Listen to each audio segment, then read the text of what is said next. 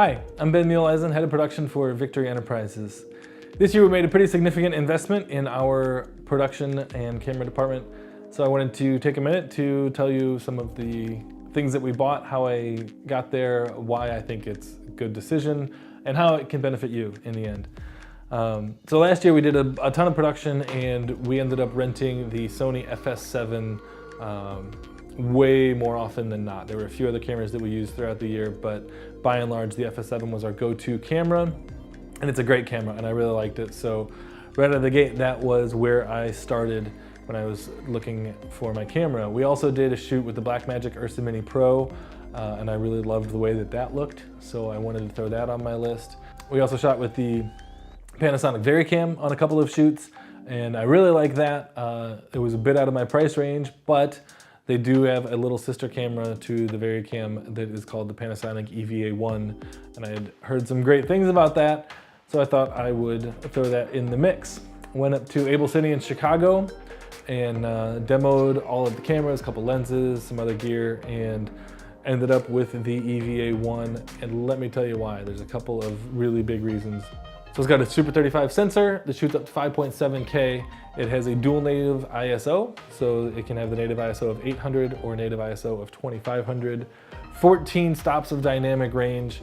Their color profile is something that I really like. The Panasonic Vlog format is fantastic, and I really like the way that it looks. But if I don't have the time to do any color grading, it does have some scene files built in, and I can just bake in a look to it, and those all look really good right out of the camera. I try not to do that. Most of the time I don't have the need to do that. And again, because that Vlog, it looks so nice, I don't usually have to. Color grading is not a days long process with the footage out of this camera. It has an EF mount, which was a big selling feature for me. I've been shooting with the 5D for a while, so I already had some Canon glass. I already had the 17-40.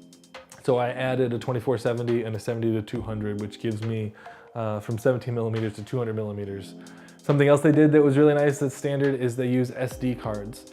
Now you have to get the good SD cards, the V90s, the newest, latest, greatest, and they are a little bit more expensive. 128 gig card was about $175. But as far as recordable digital media, it's A, standard, so all of my card readers work with it, and B, that's really not that expensive. And for 2 cards, I can shoot pretty much all day unless I am overcranking all day, which I don't typically do, but is another reason that I love this camera, is the variable frame rates. When it's at 4K, I can shoot up to 60 frames a second, which for like 98% of what I do is more than enough. But if I want to knock the sensor down to 2.8K, I can shoot up to 120 frames a second, or if I want to knock it down to a 4x3 2.2K crop sensor, then I can shoot up to 240 frames a second, which is just cool, you know? I mean, it makes me want to go have a water balloon fight with somebody just so I can shoot 240 frames a second. Something else that's really nice is that they put that variable frame rate on an assignable button and wheel, so I can dial it in with the push of a button. Now, if I have to change sensor modes, I have to go into the menu, which takes just a little bit longer. But again, something else I love about this Panasonic is their menus are very intuitive, they make sense, they're easy to navigate, and they are responsive. So that's a lot of really great stuff about this camera. It makes this a really great, useful, versatile camera. The only thing that I have found so far that I don't like is the LCD that comes with it. It does not have a built-in viewfinder, and this LCD, it's just not very bright. It was the main thing that I read in reviews. People told me that this LCD is just not great, and that has played out exactly how everybody said it would. It's not bright at all, so if you're shooting outside on a sunny day, like, good luck seeing that monitor. It is a touchscreen monitor.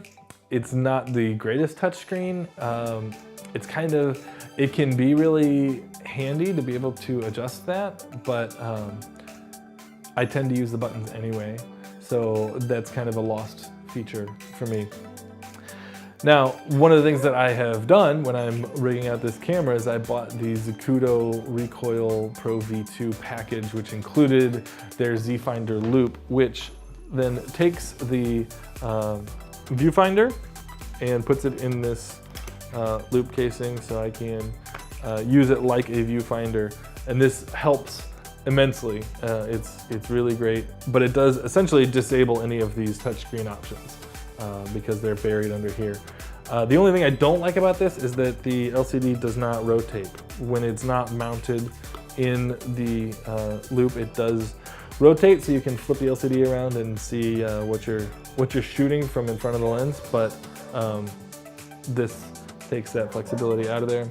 So the other thing this Zacuto includes and that I added on are the quick release tripod plate with the shoulder mount, so I can go from being on sticks to handheld in a matter of seconds, and it does also include this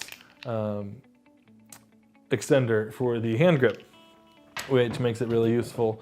Because I have this, I'm able to get a rail-mounted wooden camera zip focus, follow focus, and then I bought the rings for all of our lenses that include the zoom or the focus, so I can follow focus, or if I wanted to do a smoother zoom move, I have that ability now as well.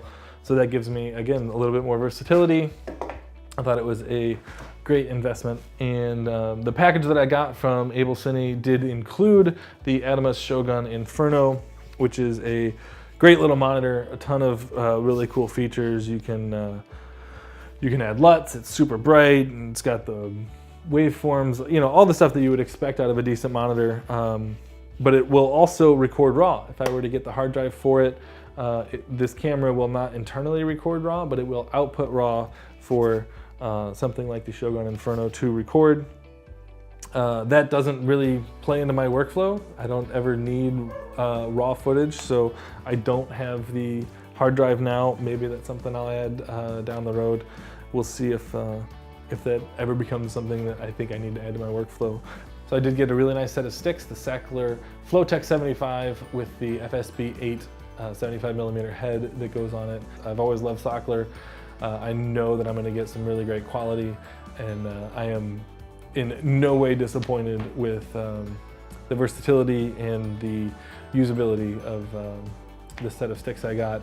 And lastly, I needed a place to put all this gear, so I bought the CineBags CB25 backpack that is just the right size to fit in an overhead bin, and when I take everything apart and fit everything just right in there, all of my gear fits in this backpack. It makes a really heavy backpack, but it fits in an overhead bin and I can carry it with me. Also bought some sound gear, got the Sound Devices Pre-3 mixer, and then the Sony, the UDP series dual channel receiver, so I can actually plug a couple of wireless microphones into that. Got a Sennheiser boom mic. And so thanks for taking a minute to learn a little bit more about Victory Productions and what we've been working on and how we are able to now better serve you. I would really appreciate if you take a minute and subscribe to our YouTube channel, or if you would like to subscribe to our weekly emails, there's a link below in the comments for that. I'll be doing a production update quarterly, so you can follow along with what we've been doing with all of this fancy equipment. So please sign up for our newsletters, follow us on the social media, subscribe to our YouTube channel, like this video, and until next time, thank you.